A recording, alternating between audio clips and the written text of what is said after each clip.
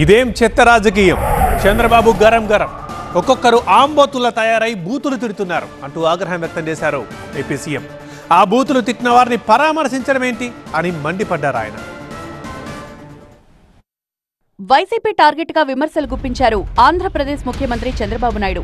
అధికారంలో ఉన్నప్పుడు బూతులు తిడతారు, విపక్షంలో ఉన్నా బూతులు తిడతారంటూ ఆగ్రహం వ్యక్తం చేశారు. బూతులు తిడితే ఎవరికైనా కోపం వస్తుందన్నారు.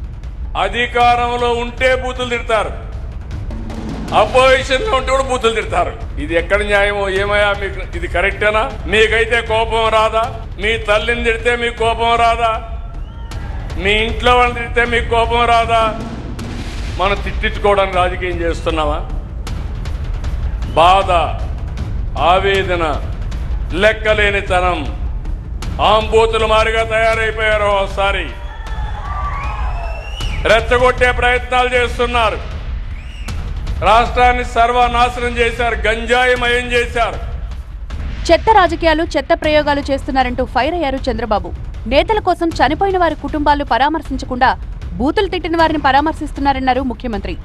బయట వస్తే బలవంతంగా మనుషులు తీసుకొస్తారు, వాళ్ళ కారుల కిందనే మనుషులు చంపేస్తారు. చంపేసి మళ్ళీ గవర్నమెంటే చంపిందని మన మీద నెప్పవేస్తారు.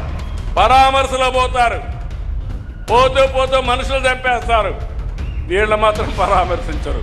బతుకుండే వాళ్ళని పరామర్శిస్తారు, బూతులు తిట్టిన వాళ్ళని పరామర్శిస్తారు. నీకోసరం వచ్చి చనిపోతే పరామర్శించిన పార్టీలు ఇవన్నీ. బూతులు తిడతామనే వారికి, నేరాలు ఘోరాలు చేసేవారికి చట్ట ప్రకారం శిక్ష తప్పదన్నారు చంద్రబాబు.